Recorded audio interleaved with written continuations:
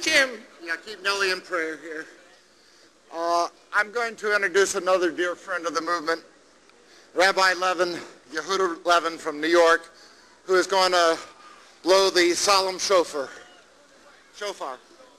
Let's utter at this time, let's all utter a prayer for Nellie Gray, the leader of the pro-life movement, who at this very moment needs God's intervention, that she should be healthy and she should get up, and we all pray that she should have an immediate and quick and speedy recovery. Amen.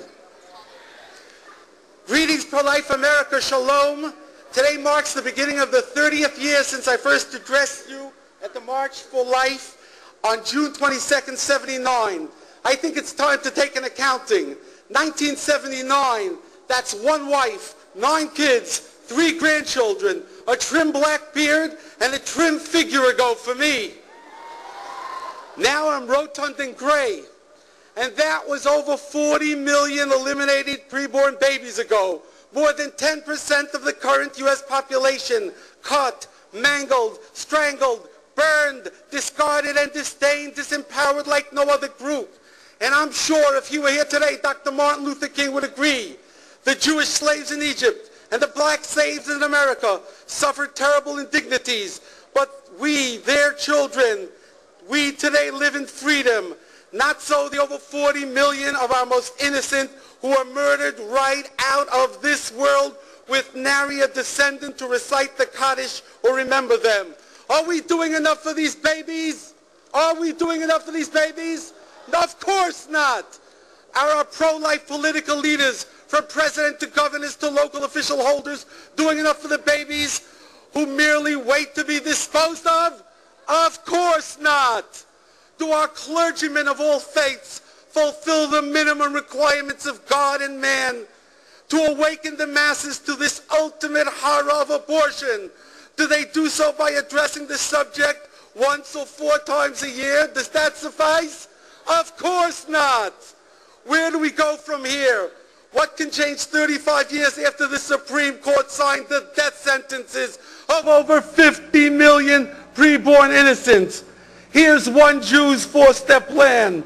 The Supreme Court can right the wrong and reverse the barbaric, life-stealing, murderous, Pharaoh-esque decision of eliminating the babies on their very birthing stones. Supreme Court, stop the barbarism now. President Bush, whom I begged from this podium 7 years ago to effectively use his bully pulpit to talk constantly about the right to life and the innate normalcy of the God-ordained marriage. Mr. President, this is the last time we beg you here at this forum. Speak out for life and family values. Speak often. Use your power to save the babies and the family of man, wife, and children. Today I call on the many pro-life governors, maybe 20 or 25. How about a Boston Tea Party for life? How about it? Use your police powers as governor and states' rights to save and secure innocent life. Galvanize America. Governors, use your authority to safeguard health and close down the remaining abortion clinics in your state now. Now.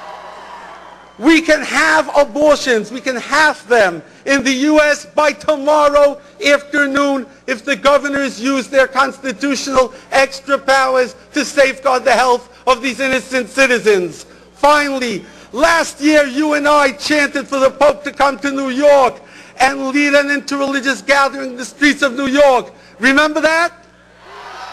Is the Pope coming? Now, I'm not referring to the Catholic service in Yankee Stadium for Christians. I'm asking the Pope today, and I hope the Catholic media and the religious media gets the message to the Vatican. Call the evangelicals, call the Jews and everyone else, and declare in the streets of New York, in these extraordinary times when babies are being murdered, though we see them in the womb, when some are redefining marriage and perverting our youth and society, Pope Benedict, we need extraordinary measures. if the religious leaders will gather in the city of New York at the invitation of the Pope and will declare in the streets it is forbidden to vote for any pro-abortion, pro-deviance candidate. Right. My dear friends, 20 to 25% of America will surely applaud this. And for the glory of God, this would stop another huge amount of baby killing and perversion. Please, Pope Benedict, you have the ability as the largest denominational leader, you who lived through the Holocaust, answer the appeal of this Jew whose mother-in-law bears the brand of Auschwitz. Hear our plea. Help stop the American Holocaust of abortion, the Holocaust of a world society losing its respect for life. Prohibit voting for the pro-death and deviant politicians.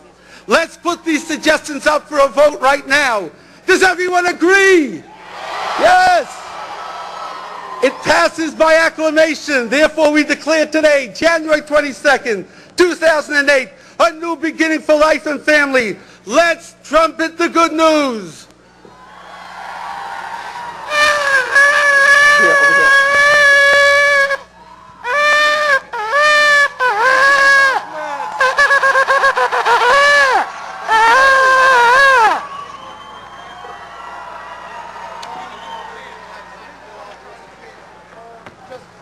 Say they're here.